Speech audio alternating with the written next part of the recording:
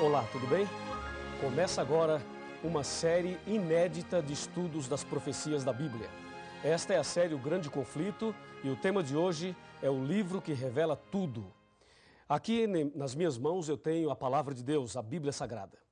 No capítulo 1 do Apocalipse, no versículo 3, lemos: Bem-aventurados aqueles que leem e aqueles que ouvem as palavras da profecia e guardam as coisas nela escritas, pois o tempo está próximo. Meu amigo, vivemos exatamente num tempo em que o grande conflito entre o bem e o mal se intensifica cada vez mais. E a palavra de Deus, a Bíblia Sagrada, é a base, é o livro-chave para nos mostrar exatamente em que posição devemos estar, que posição tomar nesse grande conflito. Por exemplo, para que você seja bem-sucedido e seja vitorioso nessa guerra entre o bem e o mal, é preciso conhecer algumas coisas importantes sobre a Bíblia. A Bíblia Sagrada tem 66 livros, sendo 39 no Velho Testamento e 27 no Novo Testamento. Ela foi escrita por aproximadamente 40 pessoas num período de aproximadamente 1.600 anos. Ela já foi escrita originalmente em 3 línguas, na língua hebraica, na língua grega e na língua aramaica. E este sagrado livro tem como autor o nosso Deus. Ele deixou esse sagrado livro para que nós pudéssemos conhecer a sua vontade e para que pudéssemos também saber a revelação dele para a nossa vida nesse contexto da luta entre o bem e o mal. Me acompanhe agora que eu tenho algo muito importante a te mostrar. Por exemplo, a Bíblia Sagrada está subdividida em 5 pequenas partes. A primeira parte é história, a segunda é poesia, a terceira profecia, a quarta evangelhos e a última cartas. Vamos analisar uma a uma. Por exemplo, história. Os livros históricos da Bíblia começam em Gênesis e vai até o livro de Esther, incluindo o livro de Atos dos Apóstolos, que se encontra no Novo Testamento. A parte histórica da Bíblia, aproximadamente 90% do que está escrito lá se entende como se lê.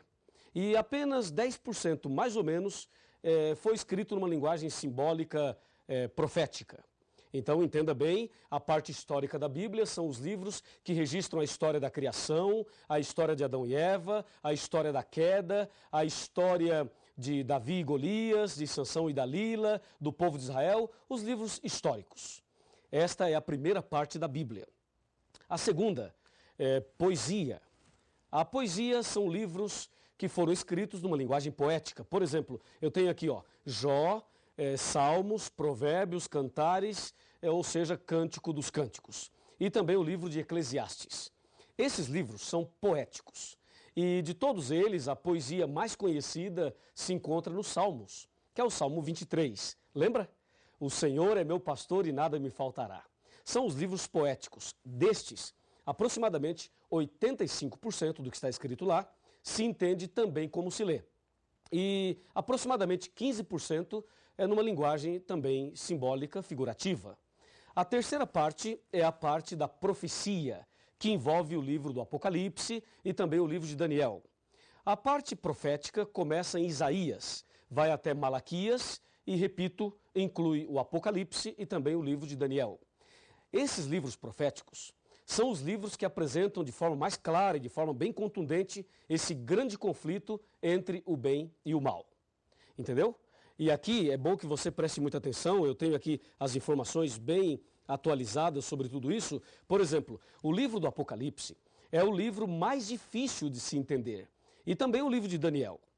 Mas existem outros livros proféticos, como acabei de mencionar a você. Esta é a terceira parte da Bíblia. E 95% da profecia não se entende como se lê. Veja, os livros históricos e poéticos, se você ler nesses livros, água é água mesmo. Se você ler mulher, é mulher mesmo. Vento também é isso mesmo. Ou seja, se entende como se lê. Mas na profecia não se entende como se lê. Água significa outra coisa, mulher significa também uma outra coisa, e assim sucessivamente. A quarta parte da Bíblia é a parte dos evangelhos.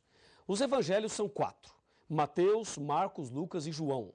Esses livros narram a vida de Jesus desde o seu nascimento, também o seu sacrifício, a sua morte e a sua ressurreição, e falam ainda da volta de Jesus. No caso dos evangelhos, 85% deles se entende como se lê. E aproximadamente 15% é o que a Bíblia apresenta como parábolas, são as parábolas. E a última parte, as cartas, ou epístolas, que começam em Romanos e vai até Judas. Lembrando que esse Judas não é o Iscariotes, é o outro Judas. Assim, nós temos as 5 partes da Bíblia. Pensa comigo e me acompanhe no raciocínio agora. Esse raciocínio das 5 partes da Bíblia, eu penso que é a mais importante para que você entenda exatamente o que é e como entender a Bíblia Sagrada. Voltemos o nosso pensamento um pouquinho para a parte histórica. A parte histórica da Bíblia, os primeiros livros especialmente. Esses livros são fundamentais. Porque, na verdade, lá no começo, em Gênesis, especialmente, também Êxodo, especialmente esses dois, eles narram para nós o início desse conflito. E se você ligar Gênesis e Êxodo com o Apocalipse, vai perceber que esse conflito entre o bem e o mal começou no céu. Apocalipse 12, versículo 7. Depois, a parte poética vem trazendo mensagens de esperança, de conforto e de segurança. Depois nós temos as profecias, que eu vou falar por último. Vamos agora para os evangelhos, que são 4.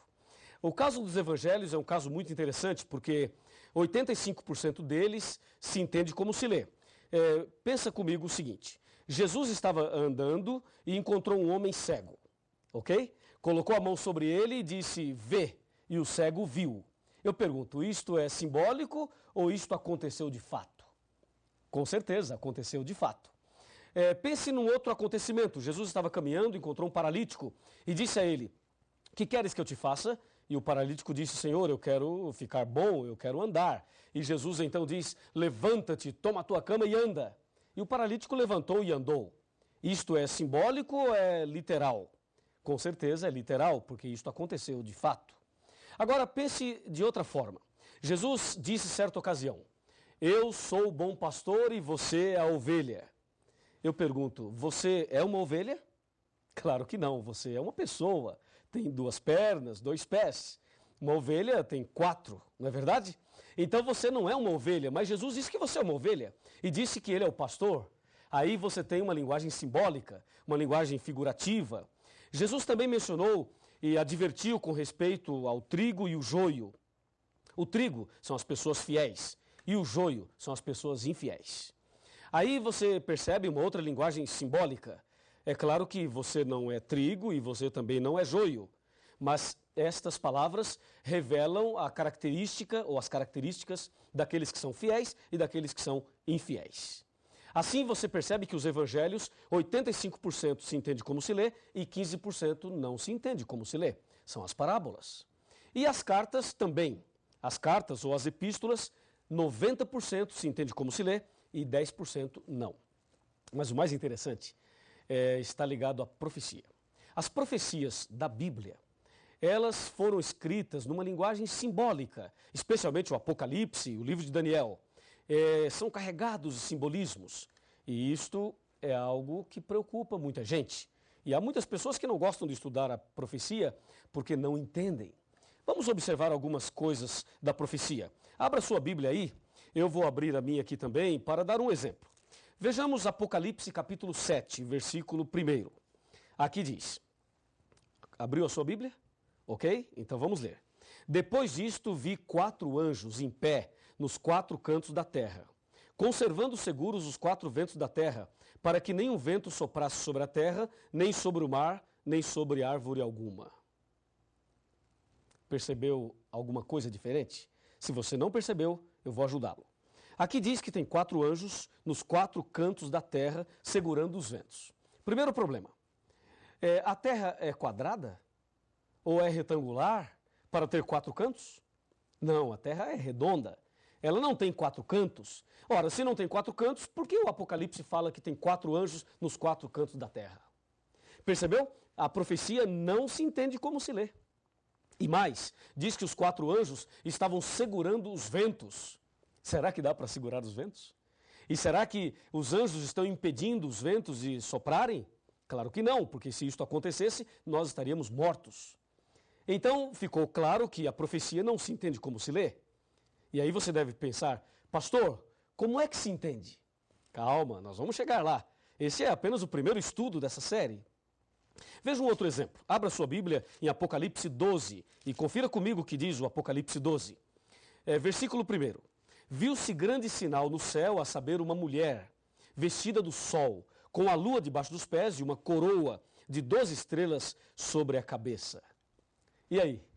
Na sua cidade, na sua rua, no seu bairro, você já viu uma mulher assim? Claro que não, não existe. As mulheres são bonitas, não há dúvida nenhuma, mas uma mulher como esta aqui não existe. E se não existe, por que o Apocalipse apresenta uma mulher assim? Percebeu? Mais uma prova de que a profecia não se entende como se lê, até porque uma mulher assim não existe. É ou não é? E se você observar aqui, o capítulo 13, e aqui está o ponto que as pessoas têm medo, ficam assustadas, mas não fique com medo, porque a Bíblia vai nos revelar tudo nesta série do grande conflito. Veja Apocalipse 13, versículo 1. Vi emergir do mar uma besta que tinha 10 chifres e 7 cabeças, e sobre os chifres 10 diademas, e sobre as cabeças nomes de blasfêmia. E aí? Imagine uma besta saindo do mar. Isso é assustador, não é? E algumas pessoas acham que é pecado ir à praia porque a besta vai sair do mar. Que absurdo, é ou não é? Sabe por que as pessoas erram? Sabe por que as pessoas interpretam erradamente a Bíblia e pregam uma coisa que a Bíblia não diz, não ensina? É justamente porque não estudam a Bíblia. E você está de parabéns porque está aqui hoje estudando a Bíblia conosco. Em São Mateus capítulo 22, versículo 29, está escrito assim, errais por não conhecer as Escrituras e nem o poder de Deus. Esse é o problema das pessoas. Não estudam a Bíblia, por isso erram. Mas eu tenho certeza absoluta que a partir de hoje você não errará mais, porque nós vamos conhecer a verdade da Bíblia.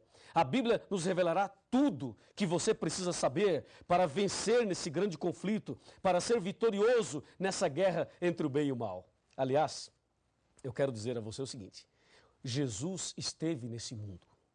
Jesus veio a esse planeta há mais ou menos 2000 anos atrás. E Jesus morreu na cruz. E quando ele morreu na cruz, ele estava pagando o preço do pecado e ali na cruz ele estava conquistando a humanidade e vencendo essa luta entre o bem e o mal. Ou seja, nesse grande conflito, Jesus já é vitorioso. E uma grande notícia para você. Se você tem Jesus no coração, se você anda com Jesus, então você também é mais do que vitorioso. Não é maravilhoso saber disso? Por isso é importante o estudo da Bíblia. E agora, pense comigo na frase final. Me acompanha aqui. Aqui tem uma frase final para você. Por favor, chegue mais perto. Vamos conversar. Pode chegar mais perto, um pouquinho mais. Um pouquinho mais. Olhe bem dentro dos meus olhos. Está olhando? É o seguinte, eu não te conheço. Não sei o seu nome, não sei quem você é, não sei onde você mora. Mas eu sei que você deve ter suas lutas, seus problemas, suas dificuldades. Deus conhece você e Deus também me conhece. E eu não sei exatamente por que você está aqui hoje estudando a Bíblia. Mas uma coisa eu te digo em nome de Jesus. Em João 8,32 está escrito aqui na palavra de Deus o seguinte: e conhecereis a verdade, e a verdade vos libertará. Se você conhecer a verdade a partir de agora, se você fizer essa série completa, você vai conhecer toda a verdade. E Deus vai libertar você. Vai transformar sua vida. Vai fazer de você a pessoa mais feliz do mundo. E nesse grande conflito, você será vitorioso. Você será vitoriosa. Presta atenção, minha amiga. Presta atenção, meu amigo. Eu vou orar por você. E Deus te dará a vitória nesse dia e nessa série de estudos bíblicos. Você não quer aceitar fazer o curso completo e não quer ter Jesus no coração e você não deseja ser vitorioso também nessa guerra entre o bem e o mal? Que pergunta que eu estou fazendo. É claro que você deseja, é claro que você quer. E se você assim deseja, se você quer isto, então feche os seus olhos e vamos falar com Deus. Querido Pai Celestial, muito obrigado por esse primeiro estudo da Tua Palavra. Ela é lâmpada para os nossos pés e luz para os nossos caminhos. Ela revela Jesus, aquele que já venceu na cruz em nosso lugar. Ajuda-nos agora a conhecer melhor a Tua Palavra e a andar nos Teus caminhos. Abençoe essa pessoa que está orando comigo nesse instante e envia o Espírito Santo para fazer o milagre na vida desta pessoa que tanto necessita. Em nome de Jesus.